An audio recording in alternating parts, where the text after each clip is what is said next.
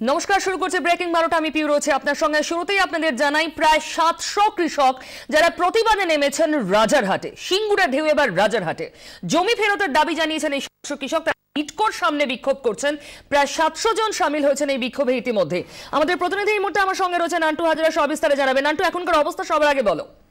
দেখো, প্রথমেই বলে রাখা ভালো যে সিঙ্গুরের চাষি জমি ফেরত পাওয়ার পর ইতিমধ্যেই নিউ টাউনের যারা বসবাসকারী চাষিরা ছিলেন, যারা নিউ টাউন অঞ্চলে চাষ করে তারা তাদের রুজি রুটি চালাতেন, এবং তারপরে হিটকো যখন এখানে আসে তারপরে জমি অধিগ্রহণ শুরু হয় এবং তাদের জমি অধিগ্রহণ করা হয়। তাদের যেটা অভিযোগ, এই চাষিরা আজকে যারা হিটকো ভবনের সামনে বিক্ষোভ দেখাচ্ছেন এবং প্রত্যেকেই একটি করে স্মারকলিপি নিয়ে এসছেন, যেগুলো এই হিটকো চেয়ারম্যান দেবাশিস সেনের কাছে তারা জমা দিচ্ছেন। তাদের দাবি যে রাজারহাট নিউ টাউনের যে জমি অধিগ্রহণ করা হয়েছিল, বলপূর্বক ভাবে অধিগ্রহণ করা হয়েছিল এবং অবিলম্বে সেই জমি যাতে তাদের ফেরত দিয়ে দেওয়া হয়, সেই আবেদন নিয়েই তারা একটি করে স্মারকলিপি তারা জমা দিচ্ছেন। এবং নান্টু, এটা তো বাম আমলে নেওয়া জমি, একেবারেই বাম আমলে এই জমি অধিগ্রহণ হয় এবং এই যারা চাষি আজকে হিটকো ভবনে এসেছেন তাদের একটাই অভিযোগ যে সেই সময় তাদের কাছ থেকে বলপূর্বক ভাবে এই জমিগুলো নিয়ে নেওয়া হয়। এবং তখন তারা প্রতিবাদ করেননি কেন নান্টু? কি বলছেন তারা? দেখো, তখন তাদের যেটা অভিযোগ, তখন তারা বলা সত্ত্বেও কোন রকম ভাবে কর্ণপাত করা হয়নি। এর মধ্যে চিনার পার্কে একটি সভা হয়েছিল, যে সভায় মাননীয় মুখ্যমন্ত্রী এসেছিলেন এবং তিনি ঘোষণা করেছিলেন যে নিউ টাউনের যারা চাষি যাদের জমি নেওয়া হয়েছে তাদের জমি ফেরত দিয়ে দেওয়া হবে। কিন্তু তারপরে দীর্ঘদিন কেটে যায়, কিন্তু কোন রকম কিছু হয় না। এরপরেই সিঙ্গুরের জমি যখন চাষিরা ফেরত পায়, সেই পাওয়ার পরেই তারা একটা স্বস্তির আশ্বাস দেখতে পেয়েছেন এবং সেই কারণেই হিটকো ভবনের সামনে আজকে তারা এসে তাদের স্মারকলিপিগুলো দিচ্ছেন। তারা মনে করছেন যে তাদের জমিও তারা এবার হয়তো ফেরত পাবে এবং সেই কারণেই হিটকো চেয়ারম্যানের কাছে তাদের এই স্মারকলিপি জমা দেওয়া এবং বিক্ষোভ দেখানো। দেবাশিস সেনের সঙ্গে কথা হয়েছে কারোর? দেখো, এখনো পর্যন্ত দেবাশিস সেনের সাথে কোনো কথা হয়নি।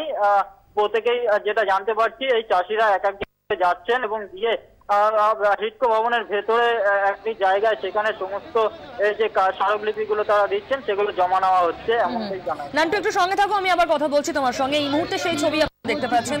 হিটকো ভবনে হিটকো চেয়ারম্যানের কাছে দফায় দফায় নিজেদের প্রতিবাদ পত্র জমা দিচ্ছেন কৃষকরা। প্রায় 700 জন কৃষক ইতিমধ্যেই সামিল হয়েছে এই বিক্ষোভ কর্মসূচিতে। সিঙ্গুরের কৃষকরা যদি 10 বছর পর ফেরত পান তাহলে তারা কেন পাবেন না, মূলত এটাই তাদের দাবি। এবং তাদের বলপূর্বক জমি নিয়ে নেওয়া হয়েছিল সেই সময়, যদিও সেই সময় তারা প্রতিবাদ করে উঠতে পারেননি। যা বলেছিলেন তা গ্রাহ্য করা হয়নি, এখন এমনটাই জানাচ্ছেন এই কৃষকরা। 700 জন কৃষক সামিল হয়েছেন। কড়া পুলিশের প্রহরা রয়েছে অপ্রীতিকর পরিস্থিতি ঠেকাতে। নান্টু হাজরা আমার সঙ্গে আবার টেলিফোনে রয়েছে। নান্টু, তোমার সঙ্গে হিটকোর কারোর কথা হয়েছে? দেখো, এখনো পর্যন্ত হিটকোর কারোর সাথে এখনো কর্তৃপক্ষের সাথে কোনো কথা হয়ে উঠতে পারেনি। তার কারণ ভেতরে এখনো পর্যন্ত যেতে দেওয়া হচ্ছে না। যারা চাষি তারাই এই মুহূর্তে ভেতরে যাচ্ছেন এবং এক একজন করে যাচ্ছেন, তারা গিয়ে তাদের স্মারকলিপি জমা দিচ্ছেন। আর এটা কি শুধুই একেবারে একটা শান্তিপূর্ণ লাইন, নাকি কোনো প্রতিবাদের ভাষা রয়েছে? আমরা দেখতে পাচ্ছি লাইন করে দাঁড়িয়ে রয়েছেন বেশ কিছু মানুষ। দেখো, লাইন করে যেরকম দাঁড়িয়ে রয়েছে সেরকম ভাবে মাঝে মধ্যেই তারা তাদের জমি ফেরতের যে দাবি সেই স্লোগান তুলে মাঝে মধ্যেই চিৎকার করে উঠছেন এবং কিছু আছেন যারা লম্বা লাইন দিয়ে এই মুহূর্তে দাঁড়িয়ে রয়েছেন। প্রায় হিটকো ভবনের গেট থেকে বিশাল লাইনের ভেতরে লাইন দিয়ে তারা দাঁড়িয়ে রয়েছেন এবং মাঝে মধ্যেই তারা তাদের যে আন্দোলনের যে স্লোগান জমি ফেরত দিতে হবে সেই স্লোগান নিয়ে তারা কিন্তু চিৎকার করে উঠছেন। এটা কি কোথাও সিঙ্গুরের উদাহরণটাকে শুধুমাত্র সামনে রেখে, নাকি কোনো রাজনৈতিক প্রশ্রয়, কোনো রাজনৈতিক ছায়া রয়েছে এদের সঙ্গে, সেরকম কিছু কি জানা যাচ্ছে? দেখো, একেবারেই কংগ্রেসের নেতা নিজাম উদ্দিন, তার নেতৃত্বেই কিন্তু আজকে হিটকো ভবনের সামনে এই সমস্ত চাষিদের নিয়ে আসা হয় এবং এই চাষিরা প্রত্যেকেই নিজামের নেতৃত্বে এসেছেন এবং যেটা মনে করছেন তারা এই চাষিদের জমি ফেরতের জন্য তারা প্রদীপ ভট্টাচার্যের সাথে কথা বলেছেন, কংগ্রেস নেতা তার সাথে কথা বলেছেন, তিনি তাকে এগিয়ে যেতে বলেছেন চাষিদেরকে নিয়ে এবং সেই কারণেই আজকে এদের এখানে চাষিদেরকে নিয়ে এসে তাদের জমি ফেরতের যে দাবি সেই দাবিতে যাতে এগিয়ে যেতে পারে সেই জন্য সে এসছেন। এবং তিনি জানান, নিজামুদ্দিন জানান যে আগামী দিনে রাহুল গান্ধীকেও তারা চিঠি দেবেন এই বিষয়টাতে, যাতে কোনো রকম সাহায্য করা যায় সেই বিষয়ে। নান্টু, অনেক ধন্যবাদ, তুমি নজর রাখো বিষয়টার দিকে। আমাদের চিফ রিপোর্টার রজত শুভ্র মুখোটি আমার সঙ্গে রয়েছে, কথা বলবে এই বিষয়ে তার সঙ্গে। রজত, শুধুমাত্র সিঙ্গুরের একটা উদাহরণ, আমরা এই বর্ধমানের মিষ্টি হাবও দেখলাম, এখন তো রাজারহাটও শুরু হয়ে গিয়েছে, ওই একটা উদাহরণই কি এই ইম্প্যাক্ট ফেলছে? দেখো, সিঙ্গুরের যে রায় হচ্ছে এবং সেই রায়ের নিরিখে রাজ্যের বিভিন্ন প্রান্তে এই ধরনের দাবি যে উঠবে সেটা কিন্তু একটা আগাম আঁচ পাওয়া গিয়েছিল।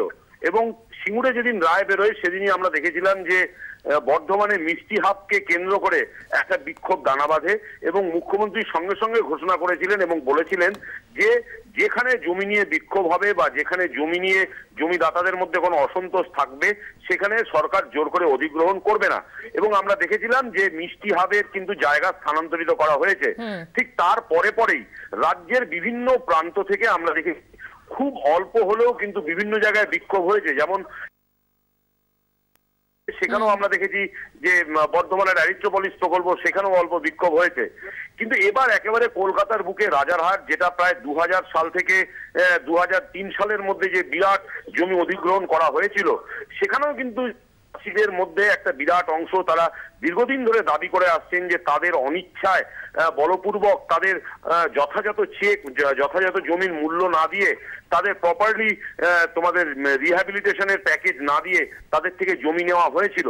এবং এটা কিন্তু একটা আশঙ্কার জায়গায় ছিল যে রাজারহাটেও কি তাহলে এই ধরনের মুভমেন্ট হবে, কারণ এর আগেও গত 3-4 বছর ধরে কিন্তু এই ধরনের একটা খুব তোমার চাপা পড়া আগুনের মতো জ্বলছিল। এবার সিঙ্গুরের রায়ের পরে কিন্তু আমরা দেখলাম যে এবার রাজারহাটেও সেটার বড় আকার ধারণ করলো। কয়েকশো কৃষক তারা আজকে জমা হয়েছেন হিডকোর সামনে। তারা বলছেন যে তাদের থেকে বলপূর্বক তাদের অনিচ্ছায় তাদের জমি নেওয়া হয়েছে, তাদের প্রপার কম্পেনসেশন দেওয়া হয়নি, তাদের জমি ফেরত দিয়ে দেওয়া হোক। এখন এটা কত বড় আকার ধারণ করবে বা এর পেছনে কোনো পলিটিক্যাল ব্যাকিং আছে কিনা সেটা যত সময় যাবে তত পরিষ্কার হবে। রজত, এখানেই প্রশ্ন, সিঙ্গুর একটা বড় সাফল্য এই সরকারের কাছে এবং তার প্রতিক্রিয়ায় যা যা হচ্ছে, বর্ধমান হোক রাজারহাট হোক, মুখ্যমন্ত্রী বলছেন বলপূর্বক নেওয়া হবে না, অনিচ্ছুকদের জন্য ব্যবস্থা করা হবে। সমাধান হয়েছে বর্ধমান। রাজারহাটে কি সমাধান আমরা জানি না, কিন্তু কোথাও কি এটা সিঁদুরে মেঘ নয়?